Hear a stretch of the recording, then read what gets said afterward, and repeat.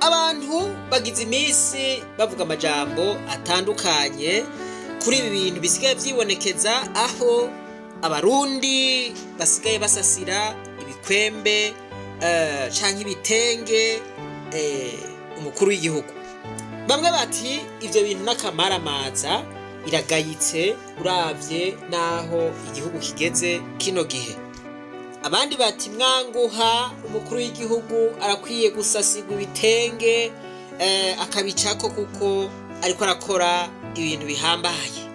Ariko abatware nabo bikagaragara yuko bashiramwo n'inguvu kugira ngo abo bantu baje gusasa ivyo bikwembe babisasire kizigenza. Reka tugende buke buke mw'iri jambo ry'uyu mutware aho yariko arahimiriza abantu kugira ngo bazosidukane n'iyonka bafise ibikwembe vyo gusasira umukuru w'igihugu. Nashaka ndababwire abanyumba 10 ba chef d'aveni mwese mubwire abene gihugu banyu bose mutwara twese tuzohurira saa moya ibura akuri 11. Nibisanzwe ko umutegetsi atwara abandi ararika akabwira ababijejwe kugira ngo bamobirize abanyagihugu kugira ngo bararike abene gihugu bazoje kwakira umutegetsi kanaka. Ari umukuru w'igihugu hoho murumva yuko hategerezwa kuba umurariko. Irya barabara kwa Munyarwanda twese tugenda amwe mubwira abadamu abagore bafite ibitenge bazoza bazanye ibitenge, umugore wese ateza kuzazanya igitenge kimwe umukobwa igitenge tuzosasa aho umukuru w'igihugu se Barundi azoca. Ati umugore wese canke umukobwa ategerezwa kuzozana igikwembe kugira ngo dusase aho umukuru w'igihugu azoca. Reka dusubire muri iri rivuga ategerezwa ni ukuvuga ngo ni itegeko. Ibi nta hantu na hamwe vyanditse mw'ibwirizwa shingiro canke mu mategeko agenga igihugu, mugabo babigize itegeko. Iki ni ikimenyetso sindamusiga cerekana intwaro y'agahotoro. Ibintu naho utabigomba ubikora ku nguvu, naho utagomba gutwenga, naho ubabaye utwenge ku nguvu. Barashobora kuvuga bati umukuru w'igihugu aje rero ntimuze kwerekana ko mushavuye, muze kuguma mutwenga. Umuntu aza kwerekana yuko ashavuye turamukubita igiti. Abantu kubera gutinya umukuru w'igihugu aje bagashaka kuguma batwenga, mugabo bagatwenga ku mutima bababaye. Voilà, ico ni intwaro y'agahotoro ikora. Kujya bimaze imisi ariko aragenda mu ntara zose. Ndasavye ndiko ndababarira mubwe nimaze avuga ngo ni vy'imigambwe nababariye ntazagira kuza kuvuga ngo ni vy'umugambwe ndiko ndabatumirira. Nivye mwene gihugu se Barundi atwarira bene gihugu bose. Rero mwene gihugu muntu mu nyumba 10 bose uzonyereka abantu bazayi kandi nta n'isukari. Umuntu atazoba yaje ejo ntazasinzira ndamubone ku isukari saa moya. Mu yandi majambo ibi ariko akora ni iterabwoba. Mutaje ngo muzane ivyo bitenge tumusasire ntimuzoronka isukari. Rero abantu bumvize bati n'agasukari tumaze imisi tutaronka, tutagiye ngo dutware ibitenge ntituzosubira kuronka. Voilà, murumva yuko ari nawe ayitanga. Ugiye ku murongo canke ugiye kwakira iyo sukari agaca kubaza ati bewe warashashe igikwembe, wari wazanye igikwembe ujya munsi ucubura ico uvuga. Ibi bintu rero ntibiryoshe na gatoya. Aho hari ku ruhande rw'abanyagihugu. Amame saa 9 sinzondamubone ku isukari ataje kwakira se Barundi. Reka tuje ku mukuru w'igihugu nawe rero ariko kino gihe arasasigwa ibitenge n'abene gihugu. Ntihagira umuntu amugirira ishari kuko umuntu ibi arashobora kubigirirwa mu buryo budasanzwe. Aho murumva yuko bariko arakora ibidasanzwe. Abene gihugu barinze bibwiriza kumusasira ibikwembe bambara biba ari bidasanzwe na gatoya. Kandi biranashoboka ko baba babimusasiye kubera iterabwoba. Ariko rero iki cigwa tugitanze kugira ngo turabire hamwe yuko umukuru w'igihugu akwiye iryo teka ryose bamuteye, iryo teka ryose bagize iminsi bamutera ahaca hose. Umukuru w'igihugu ati vyose nije ndabibazwa, ivy'igihugu vyose nije ndabibazwa, kandi n'ivy'ukuri niwe abibazwa. Reka rero turabe yuko abanyagihugu banezerewe ku rugero rw'uko uwo musasira ibitenge. Ubwa mbere abantu birirwa baranyuruzwa bakabugwa irengero, aho ntawe usubira no kumenya iyo baciye, imiryango yabo ibimerewe gute, imiryango yabo ibiryohewe gushikaho yosasira ibikwembe umukuru w'igihugu ngo aceko, kandi bararondeye ababo bakabahebura buzuye intuntu n'umubabaro. Kino gihe hari kena ry'igitoro mu Burundi bwose, umukuru w'igihugu ari we yategerezwa gutanga inyishu y'ibibazo. Abantu bagahera mu gatondo batondeye ibitoro gushika ku mugoroba, na rasiyo y'abana ntiboneke, amahera yo kwishura inzu ntaboneke, bakabaho ubuzima bumeze nabi. By'ukuri aba bantu bosasira ibitenge umukuru w'igihugu n'umutima ukunze, ni ukuvuga ngo iri kena ry'igitoro rigaca rituma ibiciro byose ku isoko biduga bidashikuje. By'ukuri abo bantu baba ariko barasasira ibikwembe umukuru w'igihugu kugira ngo aceko, baba babikoze n'umutima ubikunze. Uwamazi mu gisagara n'umuzi wibuye, kugira uyaronke ni Imana mpa.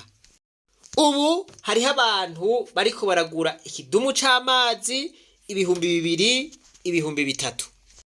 Banyarucari nabo batifise ubasanga bariko baravoma mu Ntahangwa, muri Nyabagera, za Kanyosha, muri Muha n'ahandi hari inzuzi, mbere kenshi na kenshi ugasanga amazi si meza. Vy'ukuri aba bantu babayeho uku bokura ibitenge ngo babisasire umukuru w'igihugu babikunze.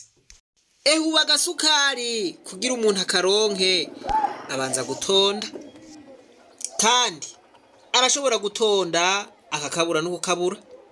Batonda ku murongo bafise udukaye, twadukaye tw'umutekano. Voilà. None vy'ukuri abanyagihugu bokura ibikwembe kabisa bakabisasira umukuru w'igihugu babikunze. Jewe nivyo ndiko ndibaza. Baserugo baraye kwijoro barindiriye igitoro, baragihebuye, batasha atana rasiyo batahanye, bariyumvira ingene bazobaho bikabasiga. Aha none aba bantu bobwira abagore babo ngo batware ibitenge basasira umukuru w'igihugu, ivyo bigakorwa yamara bivuye ku mitima yabo. Ubu abantu basigaye bava muri vire bagacomoka muri vire ni hafi n'amaguru, ujagiye mu mirango n'amaguru avuye muri vire. Nibuke ko bisi igitoro kubera abantu bacomora amafaranga yari kugura igitoro. Vy'ukuri aba bantu babayeho uku bokwemera gusasira ibitenge umukuru w'igihugu ngo abiceko, ngo baranezerewe, ngo baramunezererewe. Murantunga no kwibaza utubazo twinshi, ariko namwe ibibazo muvyibaze hanyuma mwihinyisho. Tugarutse muri ya mategeko 21 y'uburongozi nkuko yanditswe na Dr. John Maxwell. Uno munsi twiga itegeko rigira 13 kugira ngo mushobore gutahura ivyo twariko turaraba vyo gusasira ibitenge umukuru w'igihugu. La loi de l'addition canke the law of addition canke itegeko ryo kwiyongera. Iri tegeko riravuga ngo abarongozi baha agaciro abo batwara mu kubakorera, mu kubafasha mu bibahanze, mu kubafasha gutora inyishu y'ibibazo bafise. Voilà, iri tegeko niryo bita la loi de l'addition. Umurongozi w'ukuri rero, umurongozi mwiza ni ugutora inyishu y'ibibazo bihanze abatwagwa biwe. akarorero gatangwa kugira ngo mutahure iri tegeko kari muri Bibiliya muri Matayo igice 8 ku murongo wa 23. N'akarorero kabigishwa bari kumwe na Yesu canke na Yezu bari mu bwato, hanyuma Yezu akisinzirira mu bwato, mugabo umuyaga ugatera bwa bwato, no kuvuga ngo imifunda igatera, amazi akitera mu bwato. Abigishwa bati yampaye inkawe rero turapfuye, uyu mugabo nawe arisinziriye, reka nidanje. Barihebura yuko bapfuye, baramuvyura baramubwira bate mugabo karabaye, nudukize mwami turapfuye. Ati nibiki ko mugira ubwoba mwebwe mutizera? Ngo nuko aca azibiza ingunza z'ikiyaga, haba agacerere, ikiyaga kiratekereza. Ngo maze abo bantu baratangara bati uyu n'umuntu ki, umuntu yumvirwa n'umuyaga w'ikiyaga? Aha twisunzira ijambo kugira ngo dutahurire itegeko. Uburongozi bw'umuntu buboneka mu gihe c'ibibazo, mu gihe c'ingunza, mu gihe c'imiyaga, voilà, mu gihe c'ibihuhusi, mu gihe abantu baba bariko bareraguza, mu gihe abantu baba bihebuye, mu gihe abantu baba batabona ingene bashobora kubaho. Uwo murongozi azana inyishu, gufasha abo bantu kuzana inyishu y'ivyo bibazo bibahanze. Nico cerekana ko ari umurongozi w'ukuri. Voilà, naho nogeza ngaha ubu muratahuye icarico itegeko ryo kugwira, la loi de l'addition. Voilà. Ubu rero reka turabe ko mushobora gutora inyishu ya twa tubazo twibaza. Mbega igihugu c'u Burundi kiri mu bibazo kino gihe? Ishura ego canke oya. Nimba kiri mu bibazo, umukuru w'igihugu ariko aratanga inyishu z'ivyo bibazo?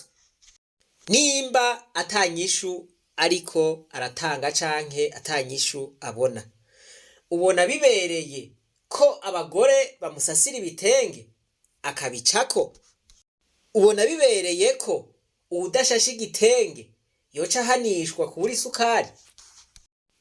Reka ngarukirize ngaha. Iri ni ishure ry'abarundi bose, ishure ribategurira gusubiza hamwe no kurekuriranira.